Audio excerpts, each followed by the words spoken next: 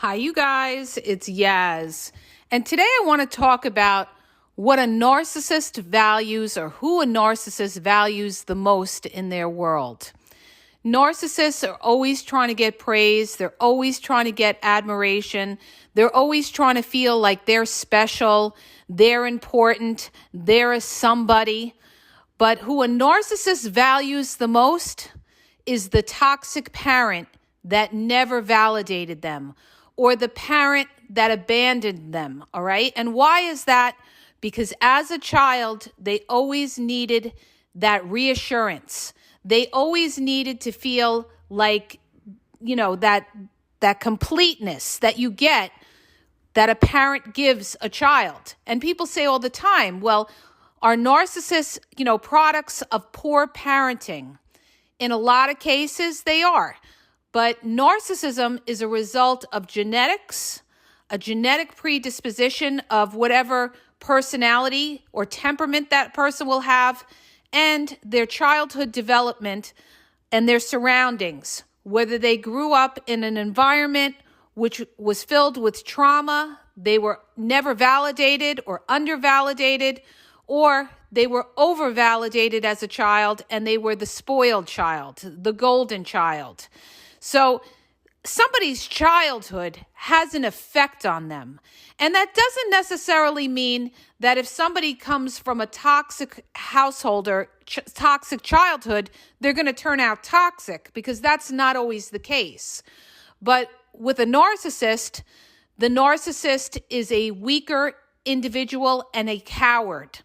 And they won't, they're afraid to show their true authentic selves if they're a covert narcissist because of that hurt that they've endured. So that's why they become covert narcissists and are always afraid to, show themselves. They're afraid of being attacked. They're afraid of shame. They're afraid of being put down because that fragile ego is so low from their childhood of feeling that they were less than, maybe less than their siblings, or they never were good enough, or why wasn't their parent there, and loved them. They didn't feel that love from that parent that abandoned them. So this has an impact on some people. And these are the people that will become narcissistic and always need that validation later on in life. So who do they value the most? They value what they couldn't get, all right? So they value the parent that, was maybe, didn't give them that praise and admiration. And you'll see this a lot. You'll see a lot of people who are narcissistic. They're always trying to kiss up to the parent that wasn't there for them, because they're trying to get that praise, that admiration from these people. So what they'll do is they'll maybe put a post on social media, on Facebook, to the most beautiful mother that ever was, or the wonderfulest father, and they're trying to get, some kind of positive reaction from that toxic parent, so that, they feel validated. So they're trying to fill that void within themselves that they never had, all right? And the other thing that you got to keep in mind is when you get involved with a narcissist and they value that toxic parent, a lot of times too, they don't see that their parent is toxic. They don't see that their parent had, undervalidated them or overvalidated them, but they're always trying to please that parent, and they will put that parent ahead of you. So when you get involved with a narcissistic person and they have, let's say, a toxic parent, you're not just dealing with that narcissist, you're dealing with that narcissist toxic parent as well. Unless somebody can see that their parent is toxic and be able to acknowledge it, you're always going to have to answer to both the narcissist and their toxic parent in trying to please them. They will value them over you. And why is that? Because they value blood over anybody else. Narcissists don't trust in general, and a lot of times they don't even trust their own family. But if they had to choose, they would choose their toxic family over you, okay? So narcissists, not only do they value the toxic parent that wasn't there for them, but they also value material things, all right? They're very superficial. They value money as number one because money to them shows, prestige, makes them feel they're important. They feel people that have money are better than other people. It's about status. They always want to feel like they're a somebody, a status. And I had somebody in my family who's always like this. Everything with them is always trying to be status, live up to the Joneses, always have to be preppy and try to fit in and try to look like they're upper echelon. Why? Because they're so incredibly insecure. They're always trying to put on a false facade that there is something that they're not. And they're always trying to look for praise from that narcissistic parent because of their very low insecurity, okay?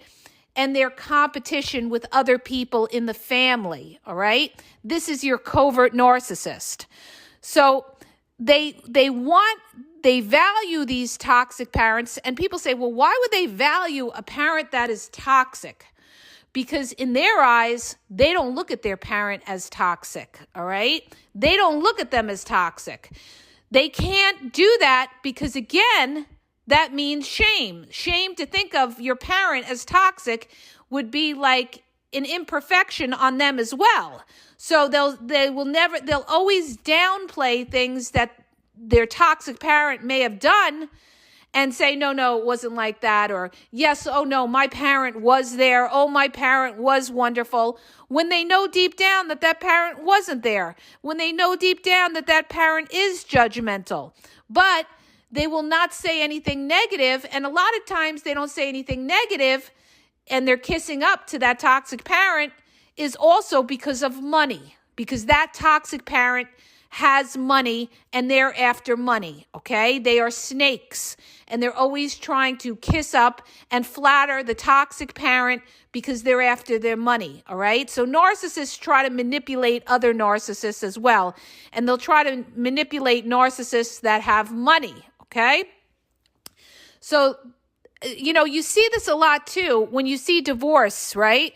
And you always see like the child of a divorce that's living with the custodial parent may be nasty to the custodial parent because that's the parent that's there, and they're always longing for the absentee, the non-custodial parent, because they need that kind of, encouragement. They need that validation. So, and they also, that parent is not around, so they're not putting boundaries on the child. So they're always longing for the parent that is not there. It's not till later on when they become older that they really see it for what it was and they realize who was there for them and who wasn't. So narcissists, they value people, and it's really sad. They value people that pretty much treated them lousy, okay? They value people that treated them lousy. Why? Because they respected them because they feel so low about themselves. They have a sick mindset in the sense that, the nicer you are to a narcissist, the more they think you're weak, or they think, there's something wrong with you for being nice to them, or you don't have other options, or you're not a valuable person. But the person who is, rude and nasty and cruel and mean to them, they're the ones that the narcissist respects. They respect them because, they're always trying to get their approval, always trying to get their validation. Narcissists are always striving to get what they don't have. When they do have something or someone and, they're comfortable and they already got it, the problem with the narcissist, and this is one of the biggest weaknesses, is that they don't value what they have and they don't value who they have. They always want what they can't have. So they will value the parent that is toxic because that is a parent that never gave them what they wanted. So they will constantly try to strive to get that praise and admiration out of that parent. The other things, like I said, that narcissists value, obviously, are money. A narcissist, especially a covert narcissist, will always be where the money is. They value sexual pleasures. They're very promiscuous. They can't, resist temptation. So narcissists, they value, instant gratification. Anything with instant pleasure, instant gratification, then that would mean sex, because deep down, you're dealing with an unhappy person that thinks very low of themselves. So in order to mask that and feel good about themselves, they'll go out, they'll have sex, and that's what they'll equate to, their happiness or their pleasure. They don't want love because they're afraid of love, because in order to love somebody means you have to surrender yourself and you have to make yourself vulnerable. A narcissist doesn't want to be vulnerable because they don't want to leave themselves open to get hurt. So they realize with, sex, it's instant gratification. They're not getting their feelings all into it. They're getting pleasure without putting themselves in a position to get hurt because they're not getting attached. All right? So these are the things that narcissists value. They are warped individuals, and they value things that, again, are of this world. They don't value doing the right thing. They don't value morals and values. They have no morals and values because they're a liar and they're not about the truth. So therefore, they are not a person of morals and values. And a lot of them are not believers in God. And I'm not saying that everybody that is not a believer in God is a narcissist. So don't misunderstand. But what I'm saying is they don't, they're not very, very religious people. And if they pretend to be religious, they're not truly religious because they don't follow divine law, which means to tell the truth and do the right thing and, not lie, cheat, steal, and, basically be a good person. A narcissist doesn't care about those things, and they don't want to answer to anybody. And they will always think that, if they do have a sense that there is a God, they feel they are above God, all right? They never want to think that anybody is above them or that they have to answer to anybody. So the things that narcissists value are things that make them feel good and things that make them look good. Because with a narcissist, it's all about their image. They worry about what people think about them. And they worry about what that toxic parent thought about them. And even after the toxic parent dies, you guys, they are still idolizing that parent, which is really sad and really sick. And I've seen it. I've seen it in people that I know where their toxic parent died and they sat there and they idolized the picture of that parent. And they were like talking highly about the parent when the parent clearly was not there for them, gave them emotional abuse, gave them the silent treatment, was not a good parent to them at all. But even after death, they are still sitting there idolizing the picture of that parent because they can't deal with looking at that toxic parent as anything less than, all right? Because again, shame on their toxic parent would mean shame on them, and they can't deal with thinking of themselves, subconsciously any lower than they feel already internally. So that's how it rolls out with what narcissists value, okay? They value, the person that never gave them the validation. They value people that, are not, kissing up to them because they respect them and they're not putting up with their nonsense, even though they may not deal with them because, at a certain point, a narcissist is not going to deal with anybody's boundaries. They still respect them more than somebody who did everything for them. They'll have zero respect for you the more you do for them. They'll look at you as a doormat. They'll look at you like you have no self-respect for yourself because you're giving so much, you must be desperate. That's how the narcissist thinks, all right? So, you guys, you have to really look into somebody and look into their background and look into their childhood to really understand who this person is, all right? I always tell people, when you're dealing with a toxic individual, just look at the home life that they came from. Were they always put down as a child? Were they not given love? Were they undervalidated? Or was it the opposite scenario where they were the spoiled child, the golden child? They were enabled to be able to do whatever they want. So now they have this sense of entitlement that they could treat everybody else like shit, all right? So somebody's childhood has an impact on the person, unless if somebody doesn't end up like that, that's because they're a very strong individual that has a sense of the Holy Spirit within them that realizes that, you know what, this isn't right, okay? So when I say they have a sense of the Holy Spirit, what I mean is the sense to do the right thing and to realize when somebody is wrong and is a liar, that they won't repeat that pattern, okay? They realize that they're not going to do what their toxic parents did, because that's not the right thing to do, okay?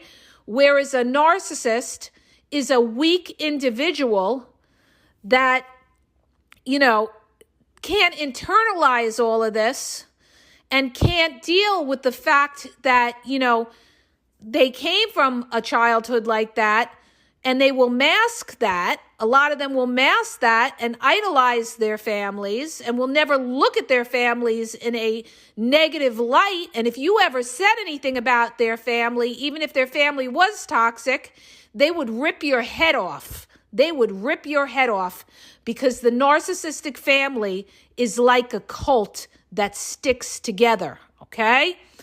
It's like, if you're dealing with a narcissistic person and you got a narcissistic mother-in-law or father-in-law, there is a cult and a bond there that is stronger than your bond with your partner. And you would see that if you were married to somebody from a narcissistic family, and you would see how they value their family and their toxic parents over you. Even when their family is wrong, they don't see that their family is wrong. That's why I say, always look at the family and look at their relationship to the family. Because if you get in deep with somebody like that, you're not just married to them, you're married to that family and always having to praise them as well, okay? So you guys, I hope that helps you. If it does, hit the subscribe button and have a great day.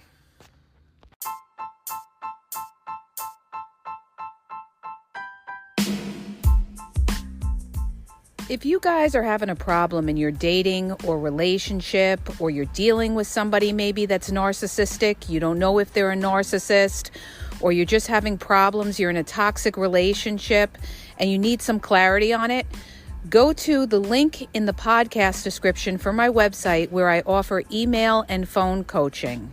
If you have a quick question, just a quick question, and you want to get a video sent back to you answering your question, there's also a link there for Vizio where I will send you a personalized video answering your question.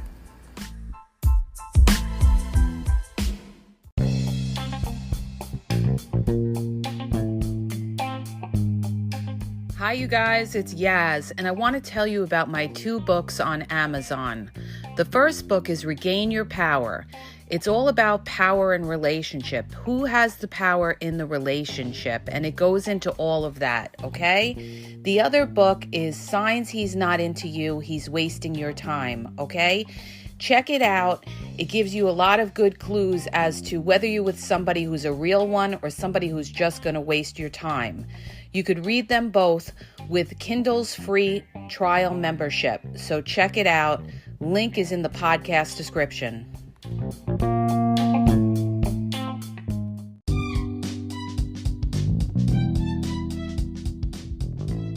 Hi, you guys. I just want to let you know that the Game Exposed now has their merchandise available.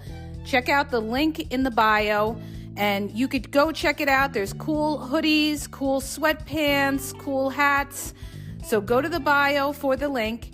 And also, don't forget to follow me on Facebook at The Game EXP123, and also on Instagram, The Game EXP123. Okay? And have a great day.